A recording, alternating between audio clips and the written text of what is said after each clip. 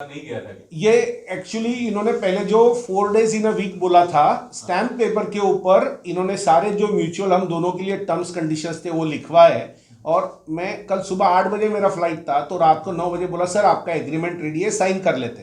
तो stamp paper के ऊपर वो एग्रीमेंट के ऊपर मेरा साइन लिया सारे पेपर्स के ऊपर, और मुझे बोला कि सर अभी इसको नोटराइज करना होगा, तो आप जा ही रहे हो, 4 दिन हो गए, आप जब अगली बार आओगे तो हम आपको ये हैंड ओवर कर देंगे।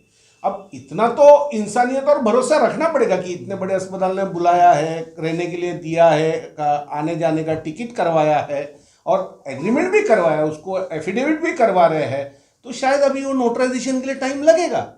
और जब मैं वापस आया तो कोई ना कोई बहाने से कि सर अभी तो आप ना फुल टाइम आ जाइए, इतना काम है न्यूरो का, 3 दिन हम क्या करेंगे पेशेंट आएंगे तो मैंने भी सोचा आखिर में पुणे में भी तो मैं पेशेंट ही देख रहा हूँ, यहाँ भी तो डॉक्टर लोगों को काम क्या है कि कहीं भी जाओ तो पेशेंट देखना है और पेशेंट का इलाज करना है, जगह का नाम एक सेकेंडरी होता है। तो मैं आ गया, तो बोले अब पुराने एग्रीमेंट का क्या करना है, नया एग्रीमेंट बनाएंगे। हमारा कभी असिस्टेंट नहीं है, कभी लॉयर छुट्टी पे गया, ये बहाने बताते बताते पूरा सितंबर निकाल दिया। और अक्टूबर से रेगुलरली उनके साथ हर 10वें दिन लड़ाई हो रही है, सर मेरा सैलरी का पेंडिंग पैसा दे दो, मेरा एग्रीमेंट लेटर दे दो। मेरे पास पूरा व्हाट्सएप का कम्युनिकेशन मैंने जो उनके साथ अक्टूबर महीने से किया वो सारा है, उसके सारों के स्क्रीनशॉट मैंने इनके साथ शेयर किए हुए हैं। ऐसे नहीं, मैं ये कहना चाहूँगा कि पेशेंट से ज़्यादा बिल लिया जा रहा है। पेशेंट उम्मीद करके आता है कि मिशन हॉस्पिटल है, कम खर्चे में होगा, और बहुत बार जैसे मेरे जैसे डॉक्टर पे तो प्रेशर किया गया, मैं बाकी के डॉक्टर लोगों का नहीं बोल सकता हूँ, बट काफ़ी फोर्स किया जाता है कि अरे आप ऑपरेशन ज़्यादा करो, आप ऑपरेशन ज़्यादा करो, आप दवा ज़्यादा लिखो, आप इन्वेस्टिगेशन ज़्यादा लिखो। इस तरह का एक मेंटल टॉर्चर या इमोशनल ब्लैकमेलिंग किया जाता है कि अस्पताल में पैसा नहीं आएगा तो हम आपको पैसा कहाँ से देंगे। तो वो बिजनेस ही हो गया। हाँ। और जो आपको आपने बोला कि आपको ऑपरेशन भी ज्यादा करने के लिए जो कहते हैं मेडिसिन से ठीक मत कीजिए, ये तो डायरेक्टली मुनीन फुकन और पिताजी के देखते देखते रिकी फुकन ये बोलते हैं। बिकी तो अभी फिलहाल तेजपुर में फाइनल ईयर में मेडिकल स्टूडेंट है, तो वो तो ज्यादा संपर्क में नहीं है। ये बट कौन है दोनों जन का? मुनीन फुकन ये वो, और रिकी फुकन, मुनीन फुकन पिताजी है रिकी फुकन के, वो बेटा है, बाप बेटे है। हॉस्पिटल चलाते हो? ये हॉस्पिटल चलाते हैं, ये mission hospital Badrinath T company ने टेक ओवर कर लिया 2 से 3 साल पहले, मुझे पूरा एग्जैक्ट डिटेल्स नहीं मालूम है।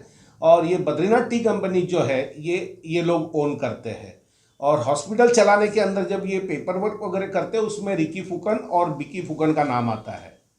अपनी की विषय से अब आप क्या मतलब मांग कर रहे हैं, क्या चाहिए आपको? नहीं, मेरा इतना ही कहना, देखो मैं तो ये नहीं बोल रहा हूँ कि इस माध्यम से मुझे मेरा अपॉइंटमेंट लेटर मिलेगा या मुझे मेरा 20-25 लाख का नुकसान हुआ मिलेगा।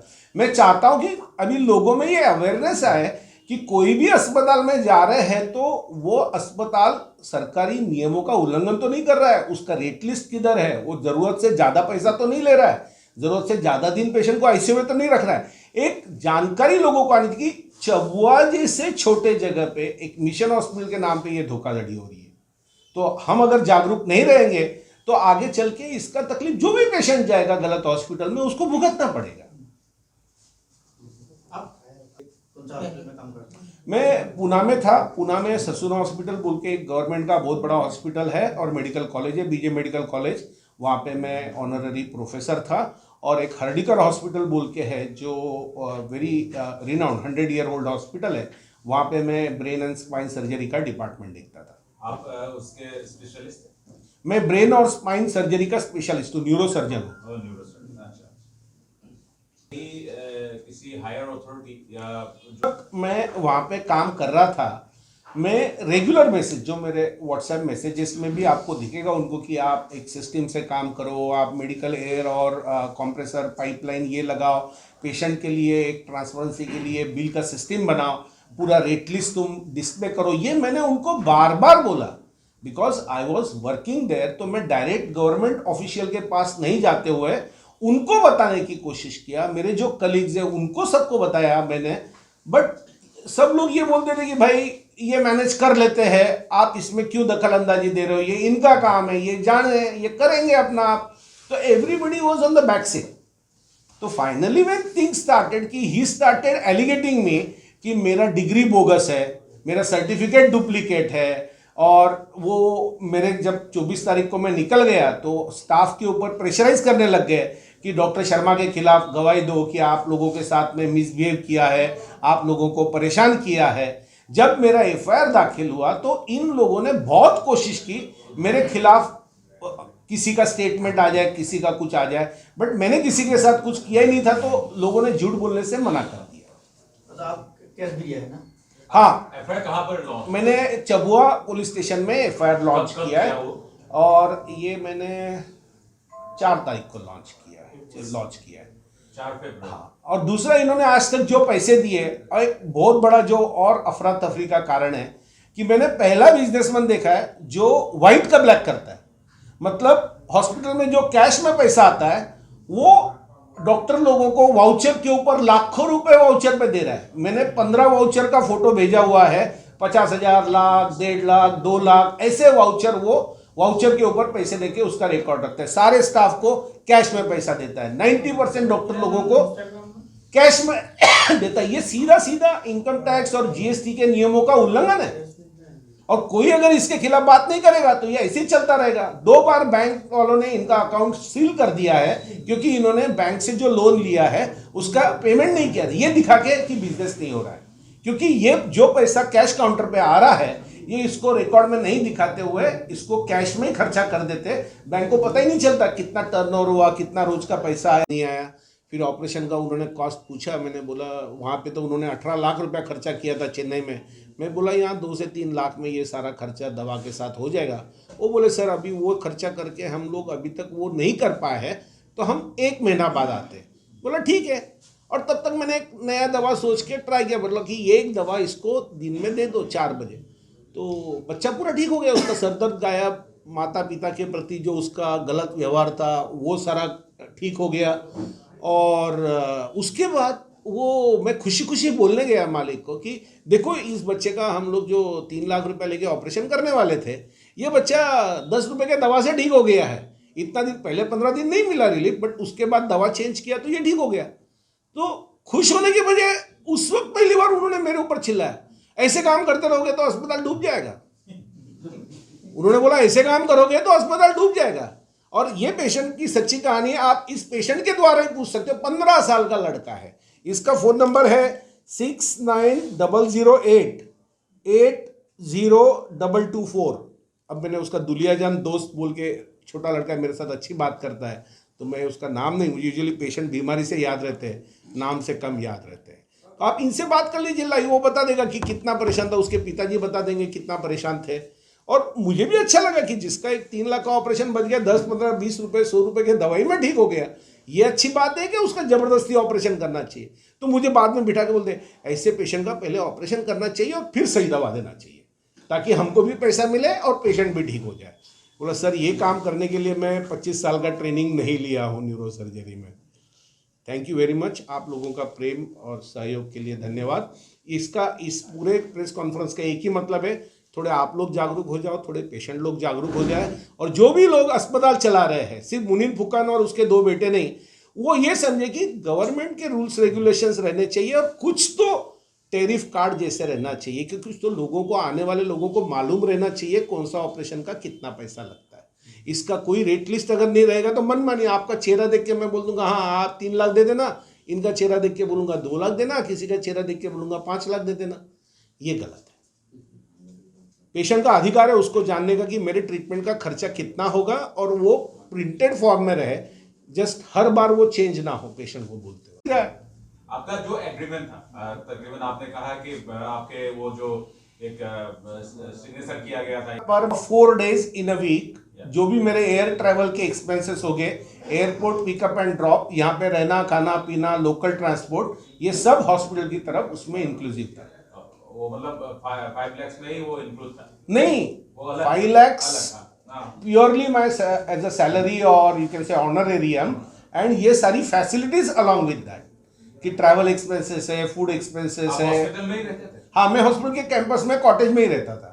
आप कितने दिन, मतलब पहले तो 4 दिनों का कब करते थे आप? वो अगस्त महीने के 3 हफ्ता मैंने 4 डेज इन अ वीक किया। मतलब सोमवार से लेके तो गुरुवार तक काम करना, थर्सडे आफ्टरनून को मैं फ्लाइट लेके पुणे जाता था और संडे नाइट को मैं वापस आ जाता था। तो ये आपको लगता है कि मैनेजमेंट भी जो चला रहा है वो हॉस्पिटल, तो वो उन्हीं लोगों का ही ये मतलब एक स्ट्रेटेजी है? कभी कभी तो मुझे लगता है उनका कुछ गलत स्ट्रेटेजी और रॉन्ग स्ट्रेटेजी भी हो सकता है कि बैंक से तो लोन ले लिया है, सब कुछ हो गया है, अब शायद अस्पताल चलाना नहीं है मन में से, तो अभी डॉक्टर लोगों के पैसे डुबा दो, या डॉक्टर लोग ऐसी बात करेंगे तो धीरे धीरे अस्पताल चल रही है बोल के बैंक का जो लोन लिया हुआ है वो डुबा दो, ये भी उनका स्ट्रेटेजी हो सकता है। ये हॉस्पिटल अभी कौन चला रहा है मतलब? मुनीन फूकन, ये सेंट ल्यूक हॉस्पिटल पहले चर्च चलाता था अंडर द गाइडेंस, जो भी उनका ट्रस्ट था, मिशनरी हॉस्पिटल, मिशनरी हॉस्पिटल बोल के चलाते थे, वो टेक ओवर कर लिया बद्रीनाथ टी कंपनी, जो मुनीन फूकन, बीकी फूकन एंड रिकी फूकन ये लोग चलाते, बाप बेटे है ये। अभी वो लोग चला रहे हैं। हाँ, 2 साल पहले वो ले लिया था। हाँ, मैंने उसका भी डॉक्यूमेंट दे दिया है, जो उनका जीएसटी नंबर के डिटेल्स में जो सारे डॉक्यूमेंट्स रहते हैं, तो वो डॉक्यूमेंट भी मैंने सबमिट किया हुआ है। शर्मा, मैं न्यूरोसर्जन हूँ और मेरा 25 साल से भी ज़्यादा न्यूरोसर्जरी में अनुभव है। तो अगस्त महीने में मुझे सेंट ल्यूक हॉस्पिटल से कि हमें एक अच्छा neuro trauma centre, accident and emergency centre develop करना है रूरल एंड पेरिफेरल एरिया में, इसलिए मुझे बुलाया गया। तो मैंने जब सेंट ल्यूक हॉस्पिटल का हिस्ट्री पढ़ा कि ये 100 साल पुराना हॉस्पिटल है, मिशन हॉस्पिटल है, यहाँ पे काफ़ी कम रेट्स के अंदर पेशेंट का इलाज किया जाता है, बट जब आने के बाद देखा तो ये मिशन हॉस्पिटल मिशन नहीं चला रहा था, चर्च नहीं चला रहा था, और उसको हैंड ओवर कर दिया था मुनीन फूकन और उनके 2 बेटे बिकी एंड रिकी फूकन को। और शुरुआत में तो मुझे ठीक लगा, चलो अच्छा अस्पताल है, अच्छा ख्याल रख रहे हैं। मैं पहले 4 दिन ही आने वाला था हफ्ते में, पर वीक 4 डेज, एंड तभी उसी दौरान 2-3 अच्छे ऑपरेशंस हो गए, काफ़ी पेशेंट्स इमरजेंसी में आ गए, ओपीडी में भी पेशेंट्स बढ़ने लग गए, 200-300 पेशेंट हमने 15 दिन में देख लिए थे। तो मैनेजमेंट ने कहा, मुनीन फूकन और बिकी एंड रिकी फूकन ने, कि सर आप फुल टाइम आ जाइए। तो ठीक है, फुल टाइम आ जाता हूँ। और जब मैं फुल टाइम आया तो एक एक चीज़ें धीरे धीरे रिवील होने लगी। इन्होंने आज तक मुझे अपॉइंटमेंट लेटर ही नहीं दिया। ऐसा नहीं कि मैंने मांगा नहीं, मेरे पास सारे प्रूफ है कि मैंने उनको रेगुलरली बोलते गए सर मेरे अपॉइंटमेंट, कोई ना कोई बहाना देके उसको टालते गए। सैलरी जो पूरा सैलरी देना चाहिए हर महीने में, वो कहीं ना कहीं आधा आधा करके देते गए। और केवल यही बात नहीं है, केवल डॉक्टर के साथ मिसबिहेव हुआ, पैसा कम दिया, वो बात नहीं है। जो पेशेंट्स आए जा रहे थे मिशन हॉस्पिटल के नाम पे, या अभी न्यूरो का अच्छा ट्रीटमेंट होता है इस नाम से, उन पेशेंट लोगों से ज़बरदस्ती ज़्यादा बिल लिया जा रहा था, ज़बरदस्ती उनको आईसीयू में ज़्यादा दिन भर्ती किया जा रहा था। और काफ़ी पेशेंट इलाज से या कंजर्वेटिव मैनेज से ठीक हो जाते हैं, मेडिसिन से ठीक हो जाते हैं। तो ऐसे जो कुछ पेशेंट थे जिनको बाहर किसी ने ऑपरेशन के लिए बोला था और वो आए और वो दवा से ठीक हो गए, तो मैनेजमेंट खुश होने के बजाय मेरे ऊपर प्रेशर डालने लग गया कि आप ऐसी सब दवा से पेशेंट ठीक करते रहोगे तो हॉस्पिटल में ऑपरेशन कहाँ से होंगे, ऑपरेशन नहीं होंगे तो रेवेन्यू कहाँ से आएगा। बोला सर मैं रेवेन्यू जमा करने के लिए, ऑपरेशन करने के लिए मेरे 25 साल का अनुभव इस्तेमाल नहीं करूँगा। आज तक मेरे नाम पे एक भी ऐसा चीज़ नहीं है कि मैंने अनइंडिकेटेड या गलत ऑपरेशन किया। हाँ, ऑपरेशन अगर पेशेंट को फायदेमंद है, पेशेंट को रिजल्ट देगा तो ही करना, नहीं होता तो मैं सीधा बोल देता हूँ भाई साहब दूसरा न्यूरोसर्जन अगर कोई करना चाहता है तो आप उधर लेके जाइए। ये प्रेशर कि आप दवा ज़्यादा लिखो, आप ऑपरेशन ज़्यादा करो, ये दिनों दिन बढ़ते गया। और बोलने लगे कि अभी अगर तुम ज़्यादा ऑपरेशन करोगे और दवा ज़्यादा लिखोगे तो ही हम आपको अपॉइंटमेंट लेटर देंगे, तो ही हम आपका बचा हुआ जो मेरा 20-25 लाख रुपया वो धीरे धीरे करके रिलीज करेंगे। ये सब इस पॉइंट तक आ गए कि असहनीय हो गया। मैं 24 जनवरी को पुणे गया, मेरे होम टाउन, और 6 दिन बाद वापस लौटा। वापस लौटने तक इन्होंने मेरे कॉटेज का ताला तोड़ दिया, कॉटेज का ताला तोड़ के अंदर का सामान तैर बैर कर दिया, मेरी वैल्यूएबल चीज़ें गायब हो गई। मैंने उसका एफआईआर पुलिस स्टेशन में किया। और बात केवल यहाँ नहीं रुकती है, बात इसके साथ आती है कि गवर्नमेंट ने कुछ रूल्स बनाए। कोई अस्पताल अगर आप बड़े पैमाने पे चला रहे हो तो आपको गवर्नमेंट के रूल्स को फॉलो करना होगा।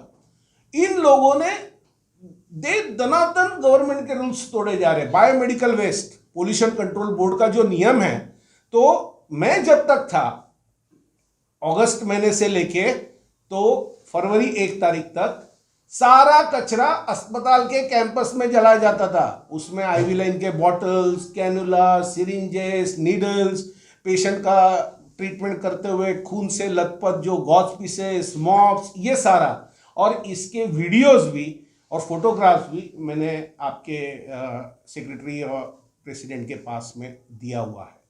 अच्छा, ये हुआ पोल्यूशन कंट्रोल बोर्ड का।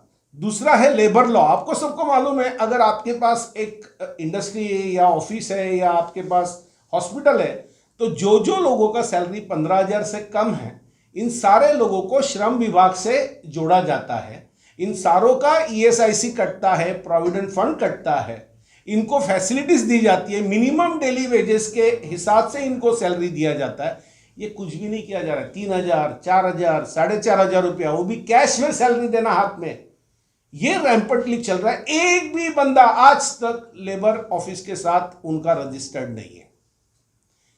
तीसरी बात, इस अस्पताल में ऑपरेशन थिएटर जो है, उसमें भी जो गवर्नमेंट ऑफ इंडिया ने रूल्स दिए हुए हैं कि medical air compressor and pipeline रहना चाहिए, जो ऑटोक्लेव होते हैं इंस्ट्रूमेंट, उसका हर ड्रम बराबर ऑटोक्लेव हुआ क्या नहीं, इसका सिग्नल दिखाने वाले कुछ सिग्नल लॉक जैसी चीज़ें रहती है, उसको बराबर कलर चेंज हुआ क्या नहीं, येलो से पूरा ब्लैक हुआ क्या नहीं, और उसका रजिस्टर मेंटेन करना पड़ता है। OT कितनी बार फ्यूमिगेट हुआ, कैसे फ्यूमिगेट हुआ, इसका रिकॉर्ड रखना पड़ता है। कोई भी चीज़ फॉलो नहीं की जा रही है।